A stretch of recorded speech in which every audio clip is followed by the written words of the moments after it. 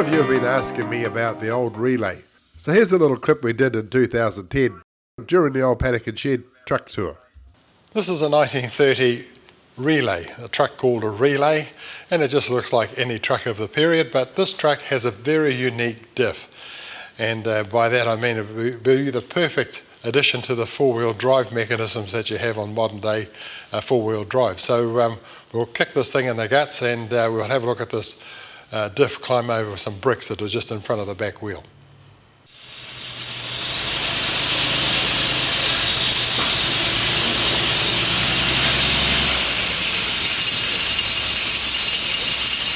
You're going to back it up and do the same. Look at that. It's called the Relay drive. And this allows to take the weight and lift things over an obstacle.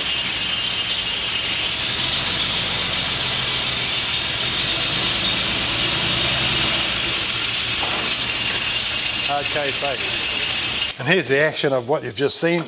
It just, there's the drivers, and this action here is just helps lift the, if you've got a big load on, you're getting stuck or you come to an obstacle, this just lifts it over. It'd be a wonderful thing to have on the old four-wheel drive track. In fact, somebody in four-wheel drive should actually reinvent this, but this is absolutely unbelievable, really. The technology, the ideas that people had back in the day, and nothing's new, really. But there's all the information up on the wall there, and I'll read it to you.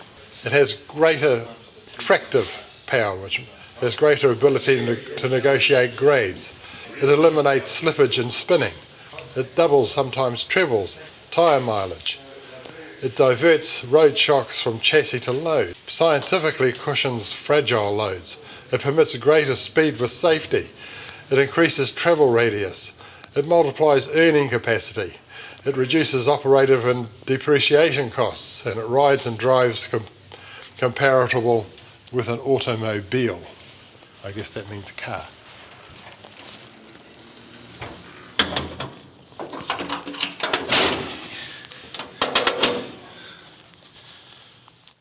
With me is Alan Lord, and welcome to the show, Alan. Yeah, thank you very much. Perhaps you'd just like to tell us a little bit about this old girl. It looks absolutely stunning. Did you do this? Yes, I did. Yeah, with help from a lot of friends. Yeah, congratulations. That's absolutely great. Yeah.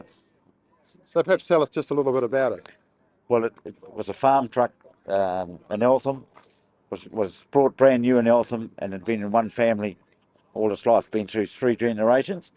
And I used to see it on this farm when I was picking up lambs, and I'd forgot about it. And then I seen the farmer's son, and I said, "Well, what are you doing with it?"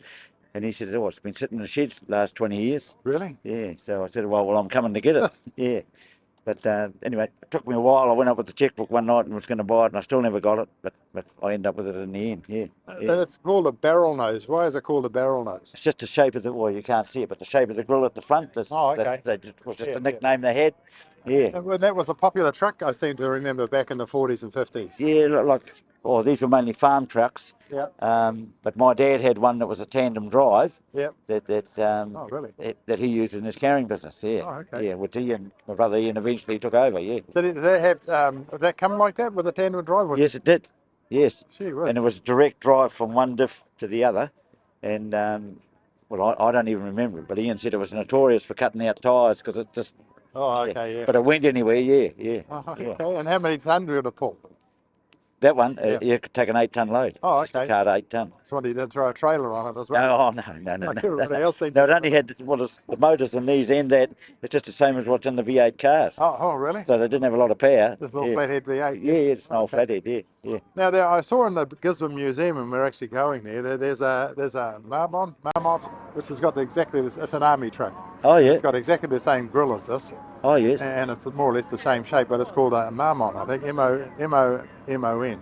Oh, yeah. And you obviously don't know anything about that. I don't have to pick the brains of the guys down there when we get there. Yep. Okay. Yeah. Well, Alan, it's been an absolute pleasure, and we look forward to seeing this thing when you get it off there and take it for a bit of a blast. No, you're more than welcome. Excellent. You can have a drive yourself. Excellent news. Well, there you go, folks. The old barrel nose Ford, and Alan, once again, thanks very much. Thank you. Yeah. I remember the day I saw this, I couldn't believe it. He brought it home from somewhere in Tauranga. We'd known about it for several years, because it's pretty rare in New Zealand. It's a W22 white. I'm not sure of the year of it. They were the same from about 1938 to about 1948, the W models. But when I first saw it, I just looked and I thought, what on earth are you going to do with that, mate? You know, it was absolutely rotten. Real rotten. And, As rotten as yours? well, of course. He used a lot of the original content. Oh, okay, yeah. The only original part on mine are the mudguards. I had to find all the rest of it. Sure. But Gavin has put, I think, about 24 trucks back on the road. You know, prolific restorer. And he just does it in his backyard. In his backyard. Yeah, that's just unbelievable. But you know what, though, some of those trucks did. It's just unbelievable. That's a pretty big engine, Brian. That's is that a good motor? They were a very successful motor, the white motor. Very successful. The Holly carburetors? Yes. That must have been around a while. You saw people talk about those. Oh, Hollies, yes. Oh, they're still using Hollies. Well, they're not so much. It's all diesel these days. I had the 392 International. That had a 4-barrel Holly on it, you know. Yeah. Yeah. And a man called Clark invented that porcelain spark plug, who also invented the autocar truck. Did you know that? Yes, autocar. Yeah, autocar truck with the man, Mr. Clark, and he's also responsible for the reason why people sit on the left of the trucks. Yes. When he started building trucks, which was the autocar, he insisted that they be on the left-hand side to drive it. And of course it caught on. Yes. Anyway, we'll have a look in the cab. These are the trucks we should have had. And the Palmer stopper from heaven, really. Oh, the Pommy ones did a great job, but the American trucks, you know, very suitable for New Zealand conditions, like the American cars, you know. Yes. You know, the English cars like the Rolls Royce and all, they just weren't built for our conditions. They couldn't cope. No. Nice big steering wheel to swing on there. Yes. And you probably needed that because of the driving along.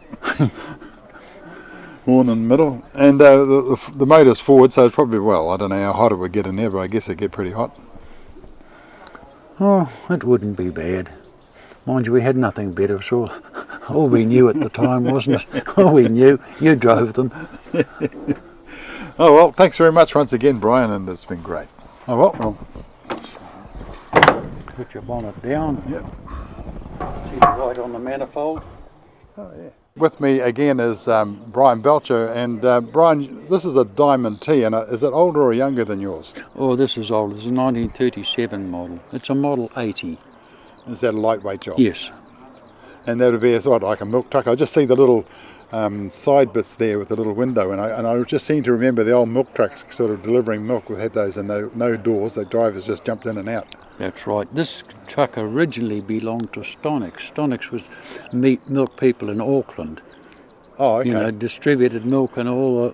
They had several Diamond Ts. When they had finished with it, a friend of mine, Roy Tomlins, bought it. Now, Roy had it for many, many years. And when he deceased, it was bequeathed to a friend of mine, Peter LeGros. Lovely bloke, Peter. But Peter said, in Peter's language, I won't repeat it, but he said, you better take the bloody thing. He said, I don't want it. Okay. And I said to Peter, you know, thanks a lot, but if I'm going to restore a Diamond T, I want the big one. Yes, right. Now, with that dashboard you had in your childhood. Yes, anyway, I found an owner for it. It was one of the descendants of the Steinix brothers. John, somebody, lived out at Howick. Well, he bought it, and after a couple of years he decided he didn't need it, and so he sold it to the Gordons. Oh, okay. Don Gordon, Don's here today. That's Craig over there. And then they sold it to Neil Otway. Oh, okay, and here it is. Here it is. Now, if we just sort of think about the Diamond T style, it's got the mudguard that's sort of independent and sort of builds into the other one. It's got nice lines. If you sort of think of what the English were building at the same time, it's got good lines for the Diamond T image. I mean, they sort of built like your one. It's sort of been built to show off. And of course, Mr. Tilt, the Diamond T, see, the Tilts were bootmakers in the 18th century. Bootmakers. They were bootmakers. They were proud of their boot, and of course, a diamond signifies quality. So what they did on the sole of their boot, they put a diamond and T for Yep. Tilt, the family name. Well, when young Charles came along, you see, he decided he didn't want to be a bootmaker. He wanted all these newfangled little steam cars, and the beginning of the century, steam cars and electric cars were running around the roads, and he was fascinated with these.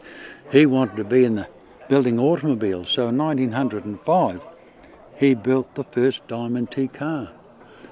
Now, for years and years, I researched all the books. I could never find anybody with a Diamond T in the States, but they have found one now, a 1910 Diamond T car.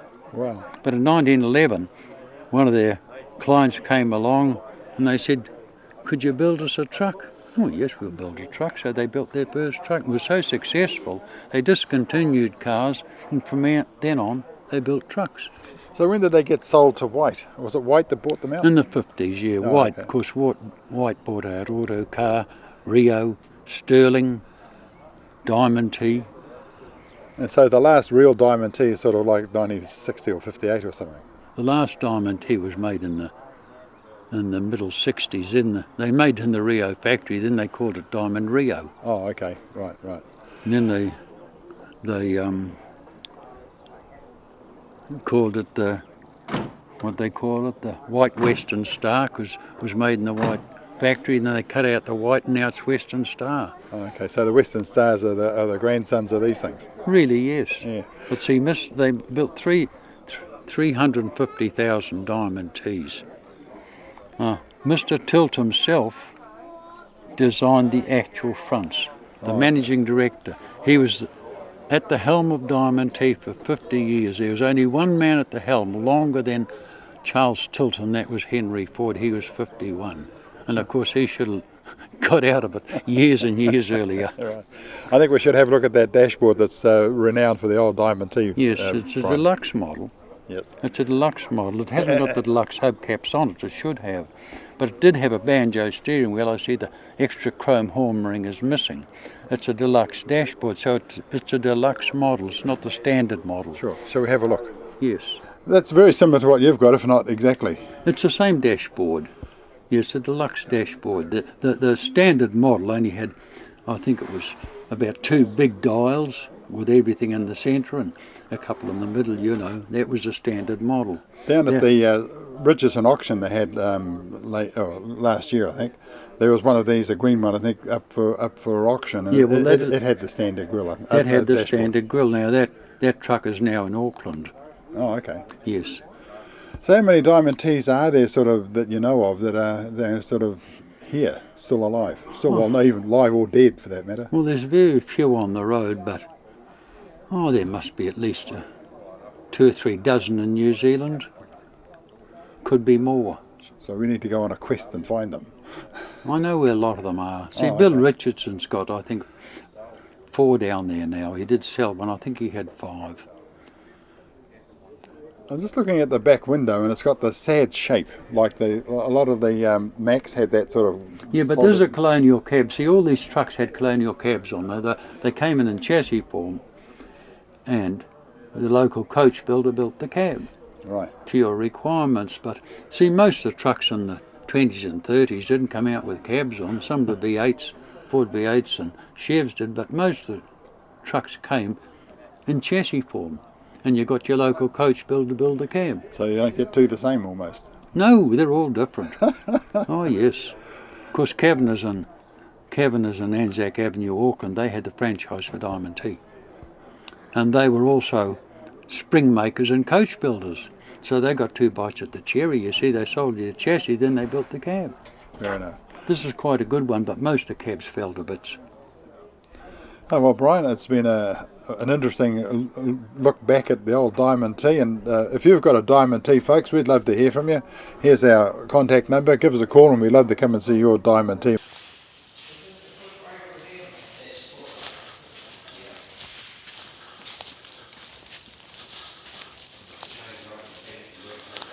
Now, you may have all heard about the old Thornton, the Ford Thornton diff, and it was used for logging trucks and all sorts of other applications, and this is one we've got here. And the Thornton part is this gearbox thing on the top. Yeah, the box in the middle is called the Thornton box, yes. 4 gears in here. No, two. Two. Oh, okay. It's a high and a low, which gives it 2 speeds, which doubles what you've got in the cab. Oh, so if you've got 6 and then you've got 12. Yeah. And some of them come with an Eaton diff. Yes, some came with a vacuum change Eaton 2-speed. Oh, okay. Oh dear. Yes. Very difficult changing gear going uphill because you had no vacuum. Right. Oh, okay. But you can still get a gear out of the Thornton. Well, your Thornton was a lever. Oh, okay. Yep. The Thornton was a lever in the cab. Forward was high and back was low. And the other one, this model would have had a like a choke cable on the gear lever. Yep. Whereas the model before it had a red button like on the dashboard. Oh, right. So this is just a normal Ford No, it's diffs, these things, I mean. a thing that was built by all-wheel drive in the States, Oh, yes. and I think anybody could buy it and put it under their own truck. Oh, okay. Yeah, it wasn't Ford. So it wasn't just restricted to Ford, No. although they were popular on this particular model. Well, Ford were the only ones that brought them into New Zealand. Oh, okay. Right. Oh, there you go. You know, it was very easy to grease the drive shaft. If some monkey had put the universals in and the grease nipples were in different places, you could just put the Thornton box in neutral and And it'll turn you like could this. turn it freely and you didn't have to get giddy going round and round to grease all the universals, because that's what was the next length. You had 4 sets of universals to grease. Sure. Did they give you much trouble? Well, they had a limited slip spider gear set up in the middle of them, which gave a bit of trouble in certain conditions, but otherwise we had no trouble with the one we had. No. And the little leather boot, that was always part of it? Well, Yes and no. I can never remember them being leather like that. I think that's just something made for the museum. They used to have a kind of a coarse concertina rubber boot. Oh, right. Oh, well, there you go. You learn a new thing every day.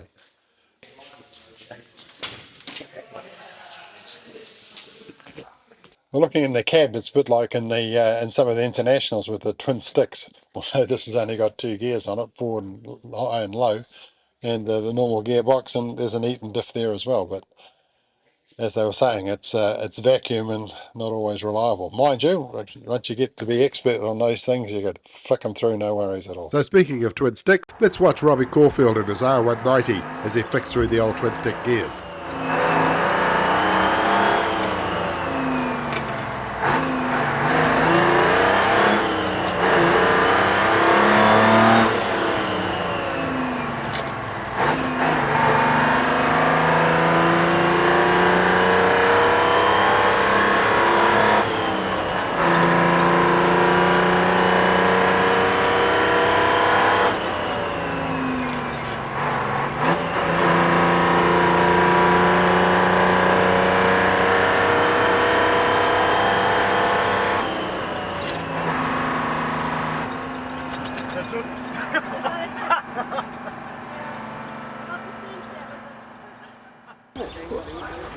Tomorrow. Hey, tomorrow. Double cab, eh? Yeah. We thought it's new here now. Yes, lucky Dad hasn't got the petrol on, isn't it? Yeah. Still not seen it all. Yep, you're definitely right. I've never seen anything like that. No? 10 hundredweight. Suicide doors. Yep.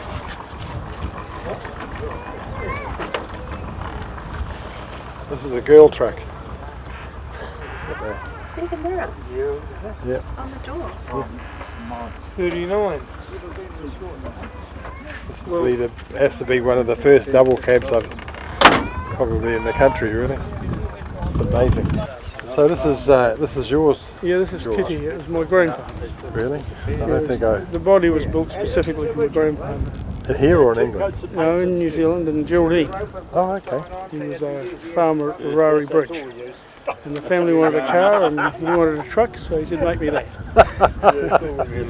Because at the same time, yeah, so a lot of families just had a truck and all the kids sort of sat on the bench seat or on the back on a sofa or something. Yeah, he got hold of it and at least he drew up a rough sketch and they basically built it. I'm not sure, there was no detail on it when we rebuilt it as to who did the body work.